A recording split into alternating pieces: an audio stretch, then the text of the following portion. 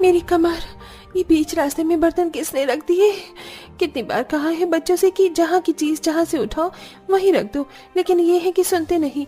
ये रसोई कम मेरे लिए तो जेल बन चुकी है। मनीषा, तुम्हें कहीं ज्यादा लगी तो नहीं? मेरा हाथ पकड़ो, उठो, मैं तुम्हें दवाई लगा देती हूँ। आखिरकार कब तक इस रसोई में हमें गुजारा करना पड़ेगा? एक ही रसोई में सोना, खाना, पीना, रहना हो गया है हमारा। अब तो मेरा यहाँ 1 मिनट रहने का मन नहीं करता। आखिरकार क्यों इन देवरानी जिठानी को इस रसोई में ही अपनी घर गृहस्थी बसानी पड़ी थी? क्यों इन्हें इस रसोई में रहना, सोना, खाना, पीना पड़ रहा था? क्या ये रसोई उनकी शुरू से ही घर था या कोई और कारण था? आइए इसे जानने के लिए कहानी में थोड़ा पीछे चलते हैं। इस बार तो हमारा दुकान का काम काफी अच्छे से चल रहा है। अगर ऐसा ही रहा तो मैं तो सोच रहा हूँ कि मैं एक और मंजिल का मकान बना दूंगा और फिर हम उसे किराए पर चढ़ा देंगे।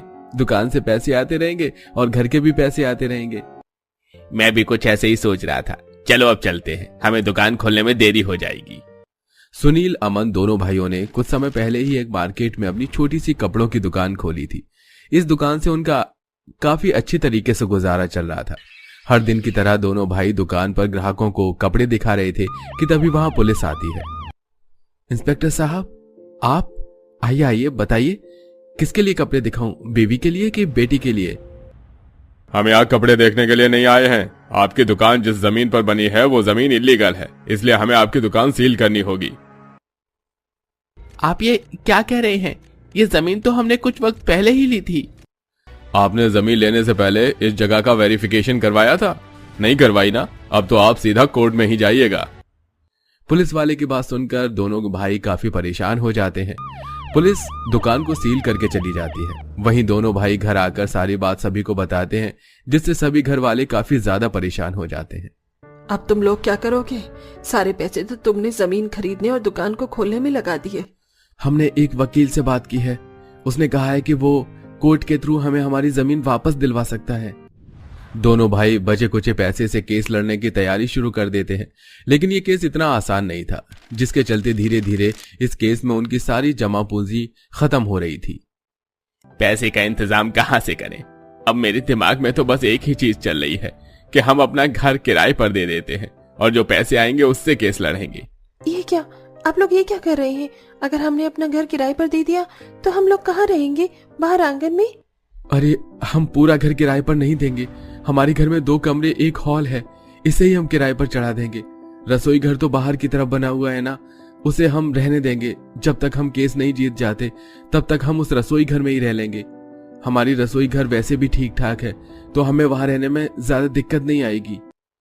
घर की स्थिति को देखते हुए मनीषा और सुहानी अपने पतियों से कुछ नहीं कहती और घर का जरूरी सामान लेकर अपने घर के बाहर बनी रसोई घर में चले जाते हैं। वहीं उनके पति अपने घर को किराए पर चढ़ा देते हैं और अब पूरा परिवार उस रसोई में ही अपना गुजारा करने लगता है।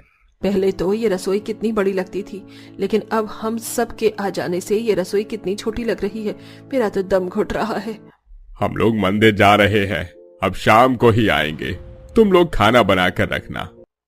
उस छोटी सी रसोई में न रहना पड़े इसलिए सास ससुर बहाना बनाकर मंदिर चले जाते हैं। पति केस के चक्कर में पूरा दिन भर बाहर रहते हैं, वहीं बच्चे भी आंगन में खेलते रहते हैं। इस रसोई में रहने से सबसे ज्यादा परेशानी जो थी वो थी ये दोनों देवरानी जेठानी को। मनीषा, ये क्या लगा रखा है तुमने? पूरी रसोई में धुआं कर दिया है। क्या करूं भाभी? पहले जब तड़का चलता था तो हम लोग हॉल में चले जाते थे, लेकिन अब तो इसी में रहना पड़ेगा। दोनों देवरानी जिठानी को उस रसोई में अपनी गृहस्थी बसानी पड़ती है, जिसके चलते उन्हें काफी ज्यादा परेशानी हो रही थी। मेरी कमर, ये पानी यहाँ कहाँ से आ रहा है? मनीषा, ये कैसे बर्तन धो रही हो तुम? सारा पानी यहाँ तक आ गया। एक तो मैं फिसली, ऊपर से चोट लगी वो अलग। छोटी सी रसोई में इन लोगों ने रहने, पीने, सोने, खाने का हर एक सामान रखा था, जिसके चलते रसोई में ठीक से पैर रखने की जगह नहीं थी। और जब रात में सभी लोग सोने के लिए आते तब तो देवरानी जेठानी के नाक में दम हो जाता। सबको चिल्लम पुकारी में कभी कभी तो बहुएं खाना बनाते हुए अपना हाथ जला लेती है। मेरा हाथ। रसोई में कितनी शांति से खाना बनाती थी, लेकिन अब देखो ऐसा लगता है कि रसोई ना होकर चिड़ियाघर हो गया है। एक तो सर में भी कितना दर्द हो रहा है। जैसे तैसे दोनों खाना बनाती हैं और अब सब खाना खाकर सो जाते हैं। छोटी सी रसोई में उन सभी को सोने में काफी दिक्कत हो रही थी। अरे सुहानी बहू, जरा अपने पैर उधर रखना। दिख नहीं रहा तुझे मैं कितनी देर से पैर मोड़कर सो रही हूँ। पैर फैलाने तक की जगह नहीं है इसमें। तो मैं कौन सा यहाँ पर पैर फैलाकर आराम से सो रही हूँ? मैंने भी तो पैर मोड़ रखे हैं। अब क्या मैं अपने पैर काट के रख दूं? आप लोगों को ही शौक था ना घर किराए पर देने का, देख लिया नतीजा। खुद तो पूरा दिन बाहर रहती हो, लेकिन हमें तो इस रसोई में रहना पड़ता है। कभी सोचा भी हम है कितनी दिक्कत परेशानी होती है यहाँ रहने में। अपनी पत्नियों का गुस्सा देखकर दोनों भाई सोने का नाटक करते हैं और उन्हें कोई जवाब नहीं देते। बीतते समय के साथ साथ देवरानी जेठानी की परेशानी भी बढ़ती ही जाती है। चलो रात में ना सही, लेकिन कम से कम दिन में तो सुकून की नींद नसीब हुई। अब जाकर थोड़ा काम कर लेती हूँ। मनीषा जैसे ही उठकर थोड़ा आगे बढ़ती है तो अचानक पैर के नीचे कटोरा आ जाने की वजह से मनीषा का पैर फिसलता है वो एकदम से गिर जाती है, जिससे उसकी कमर में मोच आ जाती है। मनीषा आराम से आओ, मैं तुम्हें दवाई लगा देती हूँ, वरना सूजन बढ़ जाएगी। इन लोगों का क्या है, माँ जी और पिताजी तो बहाना बनाकर बाहर चले जाते हैं और ये लोग 24 घंटे कोर्ट में चक्कर काटते रहते हैं। किसी को भी हमारा ख्याल नहीं है। हम कैसे इस रसोई में अपना गुजारा कर रहे हैं। कब से भगवान से प्रार्थना कर रही हूँ कि ये लोग केस जीत जाएं। जब तक ये लोग केस जीतेंगे नहीं, तब तक तो हमें इस रसोई में ही अपने घर गृहस्थी चलानी पड़ेगी। सुहानी मनीषा को उठाती है और उसकी कमर पर दवाई लगा देती है। आस पड़ोस की औरतें जब भी मनीषा और सुहानी से मिलने के लिए उनकी रसोई में जाती तो रसोई में ही कपड़े, बिस्तर और बाकी सब सामान देखकर उनका मजाक उड़ाती हैं। क्या दिन आ गए हैं बेचारी का, घर होते हुए भी घर को किराए पर चढ़ा दिया है और खुद रसोई में ही रहना, पीना, खाना सब कुछ कर रही है बेचारी।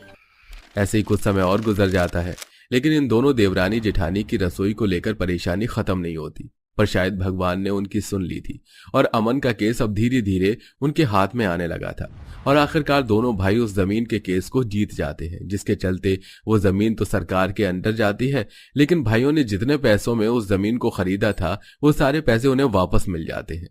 आप लोग सच कह रहे हैं, हम केस जीत गए। इसका मतलब अब हम लोग पहले की तरह ही अपने घर में रह सकते हैं और हमें रसोई में रहने की कोई जरूरत नहीं है। और हमने तो किराएदार से भी बात कर ली है कि 1 हफ्ते के अंदर वो लोग घर खाली कर देंगे और फिर हम सब पहले की तरह अपने घर में आराम से रहेंगे। कुछ दिनों में ही 1 हफ्ता भी गुजर गया और अब वो किराएदार भी मकान खाली करके चले जाते हैं। इसके बाद सबसे पहले दोनों देवरानी जेठानी रसोई से सारा सामान उठाकर वापस अपने घर में लाती है और घर में घुसकर चैन की सांस लेती है। मुझे तो अभी भी यकीन नहीं हो रहा है कि हम लोग वापस अपने घर में आ गए हैं। ऐसा लग रहा है उस रसोई से नहीं बल्कि किसी जेल से बाहर निकले हैं। कितना खुला खुला लग रहा है ना सब कुछ। अब हम सब आराम से अपने कमरे में सो सकते हैं, हॉल में बैठ सकते हैं और किचन में खाना बना सकते हैं। मैं उन दिनों को बिल्कुल याद भी नहीं करना चाहती। मैं तो अपने कमरे में जाकर सबसे पहले आराम करूंगी, फिर घर के बाकी सारे काम बाद में। इधर देवरानी जेठानी की खुशी का ठिकाना नहीं था, वहीं दूसरी तरफ दोनों भाई अब उन पैसों से अच्छी खासी वेरिफिकेशन के बाद फिर से एक जमीन लेकर अपना कपड़ों का काम शुरू करते हैं। आकृति, कल तुम्हारा एग्जाम है और तुम अपनी दोस्त के साथ इतनी रात को पार्टी करने जा रही हो। अगर तुम्हारे पापा को पता चल गया ना तो वो तुम्हारी शादी किसी गांव में कर देंगे। माँ, पापा को जहाँ मेरी शादी करवानी है करवा दे, पर शादी से पहले तो मैं फुल एंजॉय करूंगी। आकृति अपनी माँ की एक नहीं सुनती और पार्टी करने के लिए चली जाती है और सीधा सुबह आती है, जिस वजह से उसका पेपर छूट जाता है। इसी तरह कुछ दिन बीत जाते हैं और आकृति एग्जाम में फेल हो जाती है। वीरेंद्र के हाथ में आकृति का रिजल्ट होता है, जिससे वो अपनी बेटी के मुंह पर फेंकते हुए बोलता है, ये पढ़ाई करी है तुमने? हाँ, फेल हो चुकी हो। अच्छा होता कि मैं तुम्हारी शादी कम उम्र में किसी गरीब घर में करवा देता। जब तुम्हें गरीबी देखने को मिलती ना, तब तुम्हें समझ आता पढ़ाई कितनी जरूरी है। पापा, हाँ, जरूरी नहीं कि पढ़ लिख कर हर कोई ऑफिसर ही बने। नहीं होती मुझसे पढ़ाई, और रही गरीब घर में शादी की बात तो आपको मेरी शादी जहाँ करवानी है करवा दो। मैं एडजस्ट हो जाऊंगी और एक दिन आपको गलत साबित करके दिखाऊंगी। देख रही हो कमला अपनी बेटी को, एक तो गलती कर रही है, ऊपर से मुझे ही आंख दिखा रही है। अब वीरेंद्र अपनी बेटी को सबक सिखाने के लिए हर जगह उसकी शादी की बात छेड़ देता है और एक गरीब परिवार में अपनी बेटी की शादी करवा देता है। शादी के बाद जब आकृति अपने ससुराल के बाहर आती है और अपना मिट्टी और घास का टूटा फूटा घर और ठंड से कांपते हुए ससुराल वालों को देखती है तो सोचती है, पापा ने मेरे साथ बहुत गलत किया है। मैं इस गरीब छोटे से घर में कैसे रहूंगी। आओ बहू, अब यही हमारा घर है और सामने ही तुम्हारा कमरा है। निकिता बेटा, भाभी को कमरे में ले जाओ, यहाँ ठंड हो रही है। कोई जरूरत नहीं है, भगवान ने मुझे पैर दिए, मैं खुद चली जाऊंगी। मेरे पापा ने मेरी शादी इस गरीब घर में करवाकर बहुत गलत किया है मेरे साथ। आकृति कमरे में चली जाती है, पर उसके पीछे से उसकी बातें सुनकर पूरा परिवार बहुत हैरान होता है और साहिल आकृति के पास जाता है। तुम बाहर क्या कर रही थी? हमें तो यही बताया गया था कि तुम भी गरीब परिवार से हो। तो ये तुम क्या बोल रही हो? वो सब झूठ था ताकि मेरी शादी तुम जैसे गरीब से हो सके, क्योंकि मैं फेल हो गई, इसलिए मेरे पापा ने मेरे साथ ऐसा किया। पर मेरी बात कान खोलकर सुन लो, मैं एक अमीर घर की लड़की हूँ, मैं तुम गरीबों के साथ गरीबों की तरह नहीं रहने वाली। आकृति की बातें सुनकर साहिल को बहुत बुरा लगता है और वो इस बारे में अपने घर वालों से बात करता है, पर साहिल के घर वाले बहुत अच्छे होते हैं। इतनी बदतमीजी करने के बाद भी वो सब आकृति का अच्छे से ख्याल रखते हैं। साहिल बेटा, सुबह के 10 बजकर नाश्ता भी बन गया। आज बहू की पहली रसोई थी, पर बहू अब तक सो रही है। माँ, क्या ही कहूँ, शायद ठंड ज्यादा है तो रात को आकृति सही से सो नहीं पाई शायद, इसीलिए अभी तक सो रही है। तू सही बोल रहा है बेटा, बहू को सोने दे। और निकिता बेटा, तू घर के सारे काम कर ले, तेरी भाभी को घर के काम नहीं आते होंगे। अपनी माँ के कहने पर निकिता घर के सारे काम करती है। इस तरह उमा अपनी बहू को बेटी की तरह प्यार करती है, तो वहीं निकिता भी अपनी भाभी के साथ बहन की तरह रहती है। पर फिर भी आकृति को अपने ससुराल वालों पर जरा भी तरस नहीं आता। ऐसे ही एक दिन वीरेंद्र अपनी बेटी को देखने आता है, जहां आकृति अपने पिता को गलत साबित करने के लिए ससुराल वालों के साथ अच्छा बनने का नाटक करती है। अरे माँ जी, आप क्यों चाय बनाने के लिए बैठ गई? मुझे तो आ गया है ना चूल्हा जलाना, मैं बना देती हूँ चाय। और निकिता तुम रहने दो, मेरे पिता घर आए हैं, उनके लिए मैं बिछौना लगाती हूँ। आखिर वो भी इस ठंड में जमीन पर बैठकर देखें, उन्हें पता चले इस घर में कितनी सारी समस्याएं हैं। खिड़की भी टूट रही है और छत भी, दीवारों के भी देखो क्या ही हाल है, कभी हमारा घर गिर ना जाए। इस तरह आकृति पहले अपने पिता के लिए बिछौना बिछाकर उसे बिठाती है और फिर चाय बनाती है सबके लिए। वीरेंद्र को खुशी होती है अपनी बेटी को ऐसे काम करते देख, इसीलिए वो ज्यादा रुकता नहीं है और समधन और दामाद से झूठ बोलकर शादी करवाने के लिए हाथ जोड़कर माफी मांगता है और चाय पीकर चला जाता है। इसी तरह कुछ दिन बीत जाते हैं और एक दिन हमारी शादी को 1 महीने हो चुके हैं और 1 महीने बाद ठंड भी चली जाएगी। घूमने का इरादा है भी या नहीं? आकृति, मैंने तुम्हें बताया था ना कि शादी में बहुत खर्चा लगा था और वो सारे पैसे मैंने कर्ज में लिए थे। मैं अभी तक वो कर्ज ही नहीं चुका पाया हूँ, तो मैं कैसे घुमाऊंगा? और घर की हालत तो जानती हो ना, कैसे घर की प्लास्टर झड़ रहे हैं और माँ निकिता भी ठंड में बाहर सोती है ताकि तुम्हें प्राइवेसी मिल सके। तो अब मैं तुम्हारी माँ और बहन के बारे में सोचूं। जानते हो, मैं अपने मायके में सुबह 11 बजे उठती थी, अपने दोस्तों के साथ लेट नाइट पार्टी करती थी, ड्रिंक करती थी, रोज घुमा फिरा करती थी। पैसों की कमी नहीं थी मेरे पास, पर जब से ससुराल आई हूँ 10 बजते ही सासू माँ मेरे सर पर खड़ी हो जाती हैं। भैया, भाभी बिल्कुल सही कह रही हैं। भाभी का भी बहुत मन करता होगा। भाभी, आप आराम से भैया के साथ जाओ, मैं घर के काम संभाल लूंगी। आज मैं आपसे कोई काम नहीं बोलूंगी करने को। कौन सा तुम बोलोगी तो मैं इस ठंड में कर ही दूंगी कोई काम। अच्छा ठीक है आकृति, मुझे 2-3 दिन का समय और दे दो, मैं तुम्हें कहीं ना कहीं जरूर घुमा दूंगा। इतना कहकर साहिल वहां से चला जाता है और तभी उमा अपनी बहू को आवाज देती है। बहू, आज मेरी कमर में बहुत दर्द हो रहा है और निकिता भी घास काटने के लिए गई है, तो जरा कमरे में ही जमीन पर मेरा बिस्तर लगा दे तो मैं आराम कर लूं। माफ करना सासू माँ, मेरी बस की नहीं है अपने ससुराल में नौकरों की तरह काम करना। मैं अपने माँ बाप की लाडली बेटी रह चुकी हूँ, तो ससुराल में भी मुझे लाडला बनकर ही रहना है। आकृति अमीरी का घमंड दिखाकर वहां से चली जाती है। इसी तरह 2 से 3 दिन बीत जाते हैं और साहिल अपने कुछ दोस्तों से पैसे उधार लेकर आखिरकार आकृति को घुमाने ले जाता है, जहां आकृति एक रेस्टोरेंट में साहिल के साथ जाती है। तुम्हारे गांव में एक यही ढंग का रेस्टोरेंट है, चलो कुछ महंगी डिश ऑर्डर करना, मैं नहीं खाने वाली सस्ती डिश। आकृति, पैसे थोड़ा सोच समझ कर खर्च करो और जल्दी चलते हैं, ठंड लग रही है। एक तो इस ठंड में शादी के बाद पहली बार घुमाने लेकर आए हो और उसमें भी मुझे कह रहे हो कि मैं सोच समझकर पैसे खर्च करूं। अब तो मैं इसके बाद शॉपिंग भी करूंगी। आकृति साहिल की एक नहीं मानती और उसके सारे पैसे खर्च करवा देती है, जिसके बाद साहिल और आकृति पैदल घर जाते हैं और घर आते ही आकृति साहिल पर चिल्लाने लगती है।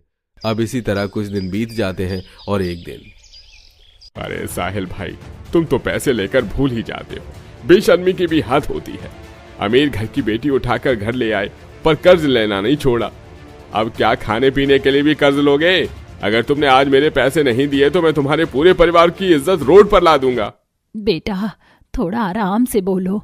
अभी तो आराम से ही बोल रहा हूँ। माताजी, मुझे चिकने चिल्लाने पर मजबूर मत करो, बस 1 महीने का समय दे रहा हूँ। गोविंद सभी घर वालों की इंसल्ट करके वहां से चला जाता है और ये सब कुछ आकृति अपनी आंखों से देखती है, जिसके बाद उसे बहुत बुरा लगता है। अब रात को माँ आंखों में आंसू लिए बैठकर चूल्हे पर खाना बना रही होती है तो वहीं निकिता अकेले घर का काम करती है और पूरा परिवार आज कमरे में नीचे जमीन पर बिस्तर लगाकर ठंड से कांपते हुए सो जाता है। ये सब देखने के बाद आकृति को अपनी गलती का एहसास होता है। साहिल मुझे माफ कर दो, मेरी वजह से तुम्हारा कर्ज और ज्यादा बढ़ गया। मैंने आप सबको बहुत परेशान किया और अपने पापा का गुस्सा आप लोगों पर निकाला। अब जो होना था वो हो गया। अब मैं बस यही सोच रहा हूँ कि सारे कर्ज हटाकर घर की थोड़ी मरम्मत करवा लूं ताकि माँ और निकिता को इस ठंड में आराम मिल सके। साहिल की बात सुनकर आकृति को भी एहसास होता है कि उसके ससुराल में केवल एक कमरा है, न तो रसोई है, न बाथरूम और न ही कोई दूसरा कमरा, जिस वजह से ठंड में उमा और निकिता को काफी परेशानी उठानी पड़ रही है। ये सब देखकर आकृति को बहुत दुख होता है और तभी उसे कुछ याद आता है। शादी से पहले घर वालों से पार्टी के नाम पर मैं एक्स्ट्रा पैसे लेकर पैसे सेविंग करती थी, पर अब क्यों ना मैं अपनी सेविंग के पैसों से अपने गरीब ससुराल वालों के लिए घर खरीदूं जिसमें 2 कमरे, रसोई और वॉशरूम हो। और सोच रही हूँ कि क्यों ना कुछ काम भी कर लूं ताकि लोन चुका सकूं और अपने पति की थोड़ी मदद कर सकूं। इतना सोचकर अगले दिन आकृति साहिल को सारी बात बताती है और साहिल अपनी मिली सैलरी से सबसे पहले अपने दोस्त का कर्ज खत्म करता है। तो वहीं आकृति भी अपने बैंक से पैसे निकालकर लोन लेती है और एक छोटा सा घर खरीदती है जिसमें पूरे परिवार को शिफ्ट करती है। घर देखकर सास बोलती है, क्या ये सच में हमारा घर है? बहुत बहुत शुक्रिया बहू, अब हमें बाहर सोने की जरूरत नहीं पड़ेगी। हाँ भाभी, थैंक यू। इस घर में तो किचन भी है ना भाभी, गैस चूल्हा भी। हाँ चलो देखते हैं किचन, यहाँ जरूरत का सारा सामान है, अब आपको धुआं झेलकर खाना बनाने की जरूरत नहीं है। एक नया घर देखकर सब खुश होते हैं, पर इस बीच वीरेंद्र को आकृति की बहुत याद आती है और वो अपनी बेटी से मिलने के लिए उसके पास आता है। बेटा, मुझे पता चला कि तुमने बैंक से लोन लेकर ये घर खरीदा है, पर तुम फिक्र मत करो, तुमने अपना ससुराल बहुत अच्छे से संभाला है और मुझे गलत साबित किया है, इसलिए तुम्हारे बैंक का लोन मैं चुकाऊंगा। नहीं पापा, लोन मैंने लिया है तो चुकाऊंगी भी मैं ही, क्योंकि आपने मुझे इस लायक बना रखा है कि मैं अपने पैरों पर खड़ी हो सकूं। माफ करना, अगर मैंने पढ़ाई की होती तो शायद आज मैं और तरक्की कर पाती। आकृति की बात सुनकर वीरेंद्र की आंखें नम हो जाती हैं और वो वहां से चला जाता है और इस तरह आकृति अपने ससुराल वालों को एक घर देती है और काम करके धीरे धीरे सारा कर्ज चुकाती है।